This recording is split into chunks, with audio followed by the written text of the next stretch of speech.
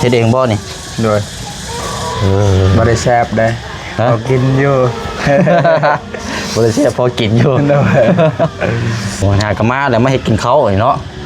เสียหญ้าแต่เช้าๆได้ปีพอได้ซื้อข้าวกินพ่อขายเหรียญ3090ยังบ่มาฮะก็รัก 2,000 ลัก 2,000แม่นโอ้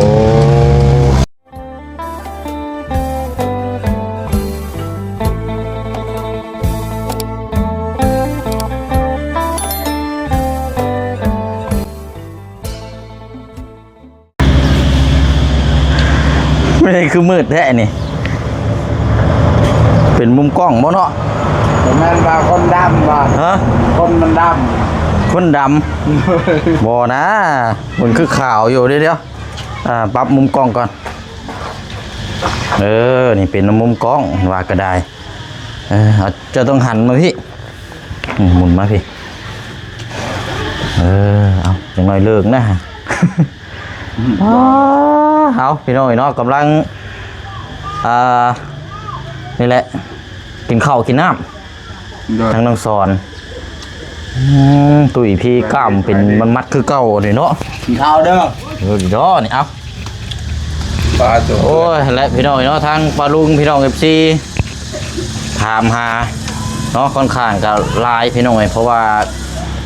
บ่ได้พบเจอน้องเพิ่นแล้วก็จังซี่แหละพี่น้องวันเวลาเนาะเฮาเฮ็ดเวียกเฮ็ดงานเพื่อสิได้พบเจอกันนี่มันก็บ่แม่นง่ายๆทางน้องเพิ่นก็เป็นคนไปเฮ็ดเวียกเฮ็ดงานเอาเดี๋ยวถามพูดคุยนำกันเนาะพี่น้องเนาะกราบทักทายสบายดีและสวัสดีพ่อแม่พี่น้องเบิดสุคนได้พี่น้องเด้อเนาะพบเจอกันอีกคือเก่าคือเดิมเนาะอยู่เขตของทางน้องสอนมื้อนี้กับพี่น้องเป็นยังไงเนาะไปเฮ็ดเวียกอยู่ไสเดี๋ยวนี้นะเสียหญ้าเสียหญ้าเอ้าเสียหญ้าสวนมันเจ้านี่บ่คือบ่ค่อยเห็นอยู่เฮือนเห็นอยู่บางเทื่อก็อยู่เทื่อบ่ได้อยู่บ่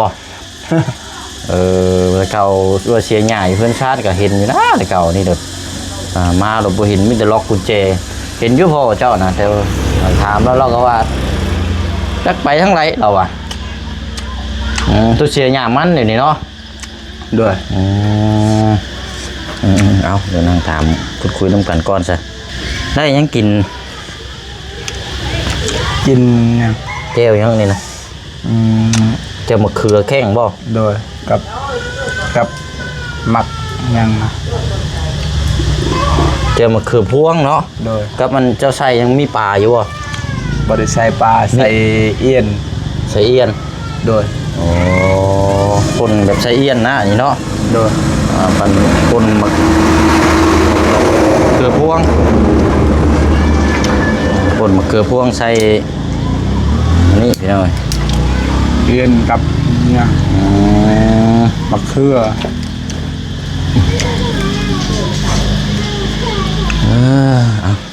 กินไหมกินเลยละเอาเลยกินมาเลยครับเลยกินกับหัวปีกินอีกอะเอาหัวปีพูดดิโลยเนาะเต็มถ้วยเฮ็ดเองบ่นี่โดยบ่ได้แซ่บได้พอกินอยู่บ่ได้แซ่บพอกินอยู่เนาะคิดว่าเจ้านั่นไปเฮ็ดเวียกอยู่เวียงอีกแล้วอ่ะบ่ได้ไปเนาะยังอยู่ได้พี่น้องเว้ยบ่ได้ไปเวียงอีกแล้วยังสิไปอีกอยู่บ่ยาและตายจังหน่อยลาบแล้วบ่ลาบเลยให้ไปแล้วบ่ไปอีกแล้วเนาะมันไปอยู่สวรรค์นี่มันไปแม่นแถวสวรรค์นี่ก็ได้แถวบ้านชุมายอยู่นี่ยังว่าใครคนว่าใกล้เคียงชุมายก็ไปดินไปเยี่ยมไปยามมันก็มันมาอยู่เวียงพุ่นก็บ่ติเนาะเกือบ1,000 กิโลพี่น้องไปกลับมันก็ 2,000 เลยโอ้โตหนักเติบแล้วแจ้งคุณจะมาหอดเฮือนเนาะคืนหนึ่งพอดีแล้วแจ้งพอแล้วเผื่อไปหอดกันไปหอดมาถึงเลย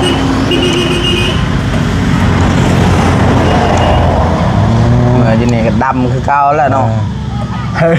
แสดงว่าหากมาแต่เสียหญ้าบ่เดี๋ยวนี้นะหญ้าอันสวนมันอยู่หม่องนี่บ่มองเข้าไปเบิ่งกันบ่เลย ใกล้สิแล้วหรือบ่ งามปีนี้ โอ้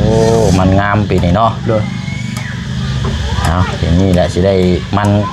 ขายได้หลายเนาะจัก100 ล้าน แต่งเมียมาอยู่เพื่อน ใจร่างจ้าข้ามก้อน โอ้หากะมาแล้วมาเฮ็ดกินข้าวนี่เนาะเสียหญ้าแต่เช้า ได้ปีพ่อได้ซื้อข้าวกินพ่อขายทุกปีเนาะ ๆบ่งามอยู่ได้มันเจ้าปีนี้นี่งามกว่าปีที่แล้วอยู่สิเอารุดหลอก50 ล้านเนาะคันว่ามันราคาสูงเลยแต่มันราคาต่ำนี่ก็อยู่เหนื่อยคือกันแล้ว 3,000ได้จักทำนั้นยันโล1,000วันหน้า โอ้บ่ไหวแล้วเนาะ เอาถ้าเฮาบ่ได้เฮ็ดเฮาก็เอาหยังมากิน เอาอันน่ะคือว่ายินทั้งพอจะว่าไปเฮ็ดเวียกอยู่หยังอยู่บ้านหัวสารบ่เวียกหยังนั่นเฮ็ดงานหยัง งานยังบ่เฮ็ดทำนี่คือ ไปถามซื่อๆมันเกี่ยวกับเวียกกับแบบหยังนั่นเนาะ วิทย์เคมี สารเคมี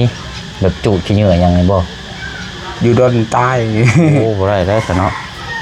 นี่หวานหมดอยู่คอนี่หวานนั่นเลยบัดกินน้ำมันเวียกอยู่นั่น สาร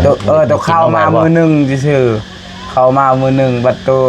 กินน้ำอยู่หันเห็นได้ยินเรื่องหนึ่งปันหวานกิน หวานคอเอ้ามันคือหวานเป็นได้ เขาก็งงคือ เจ้าลองไปเฮ็ดเบิ่งแล้วบ่จักมื้อเจ้าเฮ็ดหั่น ทำเฮ็ดไปเบิ่งเขาเฮ็ดเด้มือหนึ่งเด้เบิ่งให้เบียก แต่ว่างานมันเกี่ยวกับเคมีเนาะ ยันตายนะ โอ้โหบ่ดีแล้วเนาะ เอา เมื่อกี้ว่าไปอยู่เพื่อนผู้สาวแล้ววะเนาะทางพี่น้อง14เพิ่นก็ว่าโอ้ยน้องสอนไปอยู่น้ำผู้สาวแล้วยันมีเมียแล้วว่าซั่นมีเหรอวะ ไม่ได้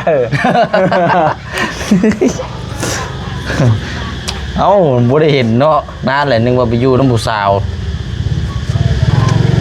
นั่นแหละพี่น้องไอ้ผ่านไปผ่านมาก็มื้อนี้น่ะจังหวะพอดีมื้อนี้เห็นน้องเพิ่นเนาะอันนี้แหละเห็นเห็นงานคือเก่า โดย บ่ได้ไปติดเล่นกินหัวดอกเนาะ โดย มีแต่เฮ็ดแต่เวกแต่งานเพราะว่าติดเล่นแบบว่าไปน้ำหมู่คู่แบบว่ากินแนวเฮ็ดแนวบ่ดีบ่งามจังซี่นะ บ้า บ่ได้ไปบ่ ไปให้อย่างน้องเขาเอาไปเล่นคนแบบบริสุทธิ์ยังนะไปบริสุทธิ์จะไปให้ยังอยู่ไผอยู่มันแหละ แม่นปะดุงเพิ่นเป็นห่วงคิดว่ายันว่าเป็นไปแนวทางที่มันบ่ดีหันนะคือเก่าไปแล้วเนาะเบิ่งตุ้ยพี่หน้ากล้ามบิงคือเก่าโหดีๆเนาะ ใช้บ่วงคือบ่มีจะก็เอาบ่วงตักเอารถโอ้เราก็เฮ็ดกับข้าวเนาะใส่มีหัวจังไคเนาะ ด้วย ให้มันรับข้าวกินข้าวโอ้ ข้าวกินบ่ได้แหละไปกินไวเนาะข้าวเย็นนะ ปลาไหลเอามาจะใช้ ก้านคืนนี่ ก้านโอ้ ก้านนูน่ะ อืม หวานนี่ได้มากิน ก้านเนี่ยช่วงฝนตกนี่ก็พอมีอยู่ดอกเนาะ ด้วย อายุหากินใครดอกพี่น้องเอ้ย กบบ่แม่กบ ได้อีบอกกบกัน ทองโตได้ ต้ม กิน กับปนแจ่วเอากบเนาะแบบอยู่ ต้มมันต้มให้น้ำซุปครับ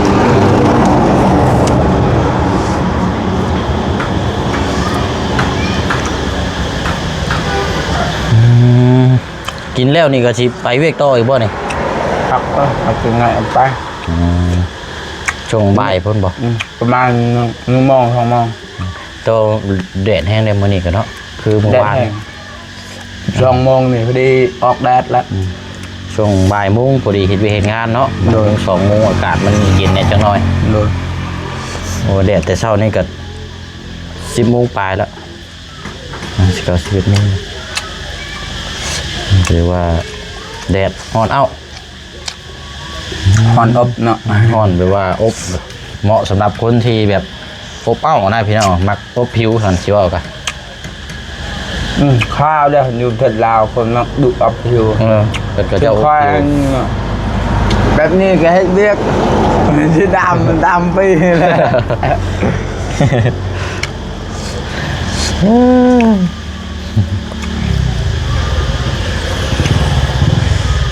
ฮ้อนๆพี่น้องใช่พ่อเจ้าเด็ดไปใส่ ไม่ใช่ ไปกินแล้วบอกสักครับ เนาะ เราไปกินบ่ มันกินนู กินโน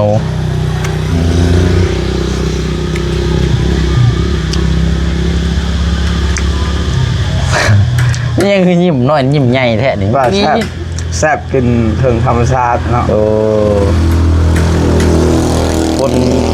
ปนปลาไหลใส่มะเขือพวงรสกินแล้วก็ยิ้มน้ำพี่น้อง ลุมดีดิสอนเนี่ย จะให้มันก็บ่ม่วนแล้วเนาะกินน้ำเนาะปานพนอว่ากินแกงหรือว่ากินพวก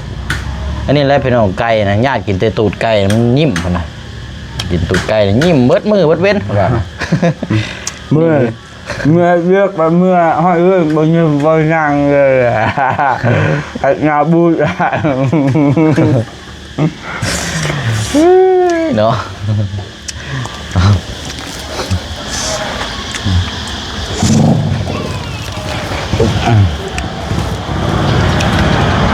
โอ้หันบอกแล้วก็ลืมเด้นี่เนาะเดี๋ยวเริ่มนั่งนี่ก่อนจะนั่งนี่ก่อนแป๊บนึงนั่งกินข้าวก่อนคอยกินได้เดี๋ยวพี่น้องเบิ่งก่อน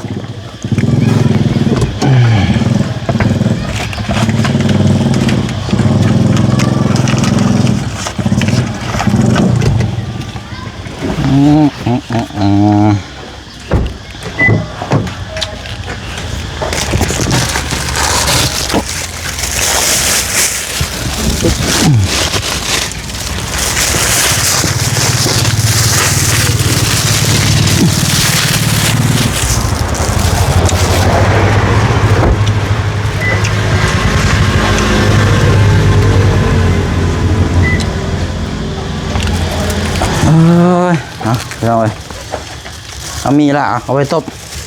อย่าแล้ว บอกแล้วเอาไว้นี่แล้วเอา ใจละลาย เอาไว้ต้มเอาไปหน่อยมากินเด้อเจ้าเด้อไอ้ก็ลืมเช็คถามป้ายรถนะเจ้าป้ายรถจักรนะเจ้ามันเลยมาแล้วไปจักไปหน่อยเบิ่งโทรมาก่อนต้องถามมันก่อนชื่อ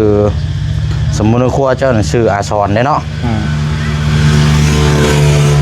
041 431คันว่าท่านน่ะก็สิให้ทาง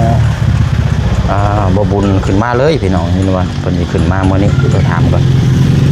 เรายังเดินทางกินอยู่โดยสบายดีอัน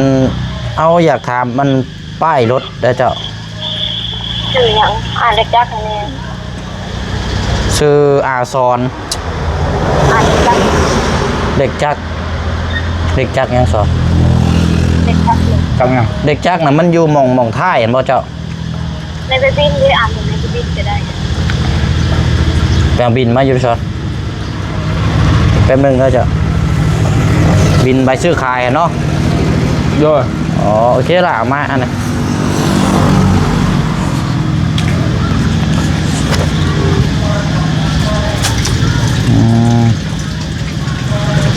เดี๋ยวแป๊บนึงเด้อเจ้าเด้อ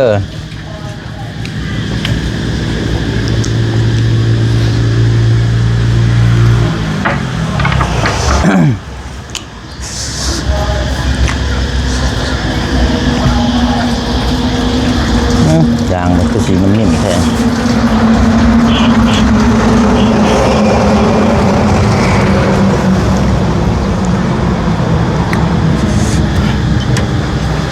lại chừng chạy biệt vậy nè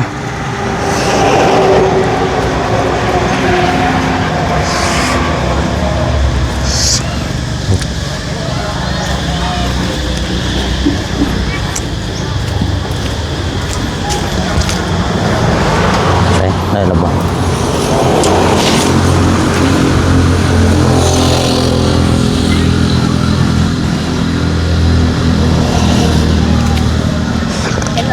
rồi cho phép nâng cho xóa đây là bao lại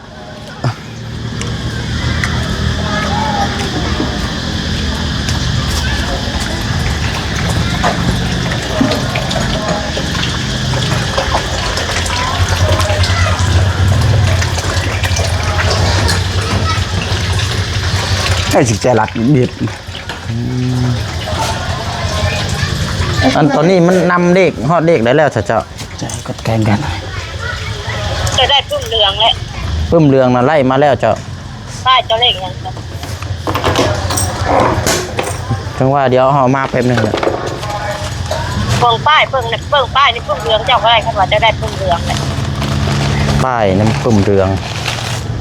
ปุ่มเหลืองจะได้หรือเปล่าเลย ได้แล้วปึ้มเรืองนะปึ้มเรืองน่ะได้แล้ว ป้ายจากปุ่มเบิ่งเลขป้ายจากปุ่มหัวสีเหลือง เอาปึ้มสีเหลืองมาให้ล่ะ mộtปีนี่ก็บ่ได้แล้วจึงหน่อยนี่ อืมนี่เด้อป้ายทะเบียน3090 ยังบ่มาฮะก็รัก2,000 หลัก 2,000 แม่น โอ้ยังอีหึงบ่เจ้า ยังบ่ฮู้คือกันจะพ่อมาถามตลอดเลย เราต้องเช็คตลอดนะนี่เนาะ แม่น โอ้โดยก็ได้ 2,000เดี๋ยวนี้มัน 3,000 เนาะ แม่น โดยเอาเจ้าขอบใจดาราเจ้าโดยไอ้สอนไปเนาะ3090เด็กทะเบียนรถเจ้า ขาหมดปีนี่แหละเธอบัง มันลายเนาะมันลายไปหน่อยมันกัดบุตรีแล้วมันบ่มีแต่เฮาอันนี้ใบซื้อขายตัวนี้เก็บไว้ตัวนี้กันใบซื้อขายเก็บไว้เอาไว้ยังบ่มาอยู่เนาะยังน้อยเฮาก็เช็คนำอยู่เนาะคันว่าเฮาป้าละเลยนี่มันสิทิ่มสิซื้อเด้เอาเดี๋ยวจังไดก็เดี๋ยวเช็คเบิ่งน้ำอีกเทื่อนึงเนาะ rồi เอาเก็บไว้ดูแลตัวนี้ได้ให้ดีก็ฮอดลักซองไปหน่อยป้ายให้เป็นรถจักรนะแต่ว่าลัก3ขึ้นมาในแม่นเตรียมเลยบัดนี้จังไดก็ได้ตัวนี้ก็ได้ลัก2,000 lạc 2,000 2,000 2 3 4 5ไล่เห็นไปเลยนะ cai thế nó khâuบ่เฮ็ดรถคือเขาบ่เฮ็ดทางปลายเลย โอ้บ่ได้ไปซั่นน่ะตัวอยู่ตัวทางเพิ่นสิออกมานี่มันใช้เวลาโอ้อีกนานเนาะเอ้าจังไดก็จังเช็คตามเบิ่งนํกันอีกเรื่อยๆไปอีดอกพี่น้องแต่สิใช้เวลานานแน่ถ้าเป็นรถพวกรถไทยนี่ก็สิประมาณเต็มที่นี่3 ถึง 4 เดือน นี่กว่าแหละ อันนี้มัน 6 เดือนแหละ รถมาเลเซียเลยพี่น้องอันนี้จนลืมเลยเนาะ ว่าสิไล่ป้ายรถนี่เงินรถนี่สมุนเลย หมดปี2 ปีนี่ก็จนรถนี่ไปในห้างก่อนเนี่ยจะได้ไป ว่าสิไล่ป้ายติดว่าดิ โดย แล้วมันเลยอยากเอามาติดป้ายให้มันเรียบร้อยพี่น้องเวลาเฮาขับขี่ไปใส่มาใส่ก็มันจังสะดวกสบายรถมันเอกสารมันครบนะเดี๋ยวจังว่ากันเดี๋ยวจังจะเฮ็ดมันกันอีกทีนึงรถนั่นตั้งแต่ขี่ม้านี่ก็ยางหัวจะคืออยู่บ่ บ่ โอ้ทนแท้เนาะถือว่าดีด้วยฉันดูฉัน เคยใช้ยางมัน บ่ได้เคยเหยียบน้ำเหยียบหยังบ่ โดย ทนฉันเนาะครับดู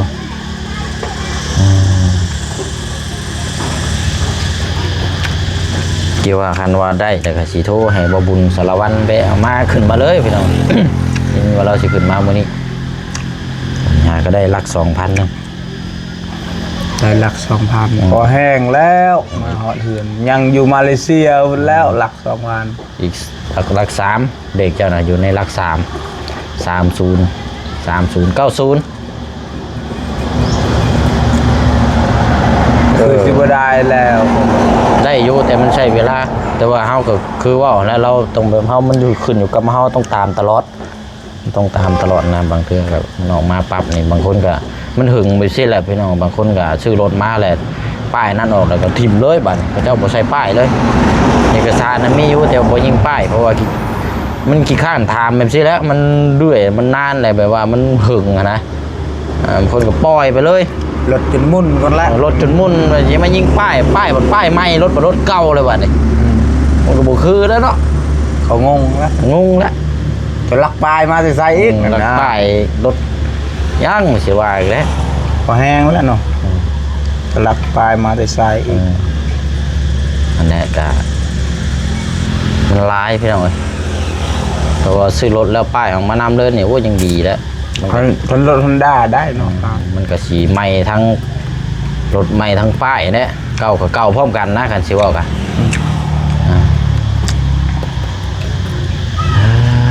อันนั้นเนาะว่ากันเขาแรกก็นอนพักผ่อนคนจังน้อยเนาะช่วงบ่ายโมงก็จังไปแดดมันฮ้อนเอาฮ้อนนะไหวแล้วพี่น้องแดดซับแป๊บเดียวนี่ก็10 โมงปลายแล้ว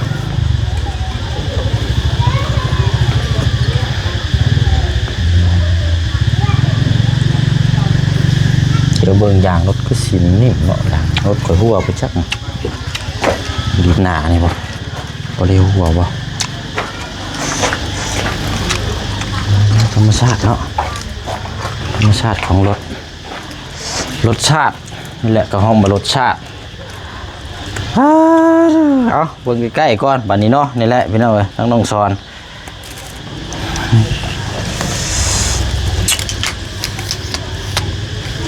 มื้อใดสิเอาเมียน่ะ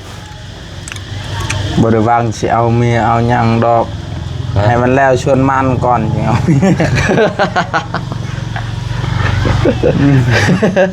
ให้ชวนมันก็ยังบ่แล้วเอาเมียได้มาเฮ็ดซอยดูจักแนวใดบ่ยังบ่พร้อมบ่ติมากเลยขะดองและแตงเนาะไม่ได้คิดนะเสียดายเอาเมียคือเขาไม่ได้คิดว่ามีเงินแต่งนี่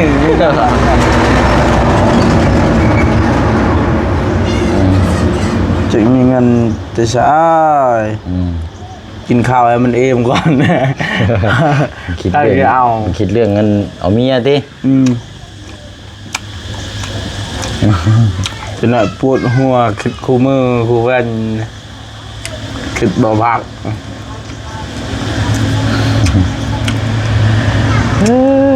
เอาอะไรไปหน่อยคันนี้ก็ยังขี่ได้อยู่บ่สอนได้อันตีลุยตะกี้ผมได้นี่พี่น้องแกกล้วยแต่โคบคือเก่าเนาะแพงมันไปใช้ก็ไม่ได้เลยไปตัดกล้วยก็ไม่ได้กุมคาเลยน้ำมันแพงช่วงนี้ไว้มันโหดไปอยู่คนผัวรับไปใช้นึ่งคนชายตะกี้40,000พอไปแล้ว40,000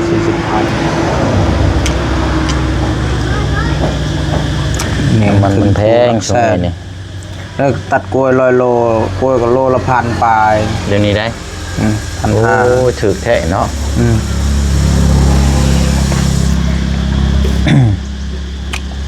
1,000 ปลายอยู่พุ่นคือแพงเขาซื้อเนาะแพงไหนมันเป็นบางเขตอันยังกับแพงมัน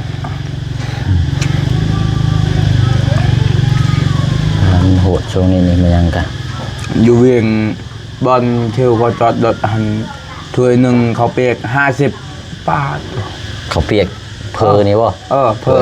50,000งงเลยคอยหันอยู่เฮานี่ได้40 บาทเฮาอยากแพงบางเขตพื้นที่ธรรมดางงของชีพมันบางพื้นที่มันกับบุคือกัน ขาย เฮา4คนไปมาช่อง1,500,000ซื้อนำกินนะ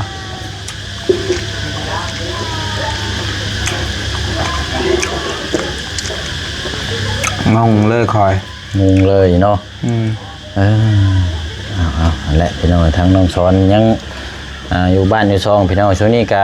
เสียหญ้ามันประคองสวนหญ้าเรามันพอได้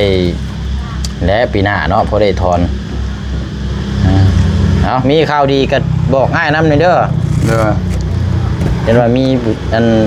แสบผู้สาวแล้วเนี่ยว่าคบหาคบคุยอยู่ เพื่อไป พอได้แจ้งดีแจ้งนอกน้ำกันแล้วเนาะเลยเอาดีมันผู้ดีเนาะ เลย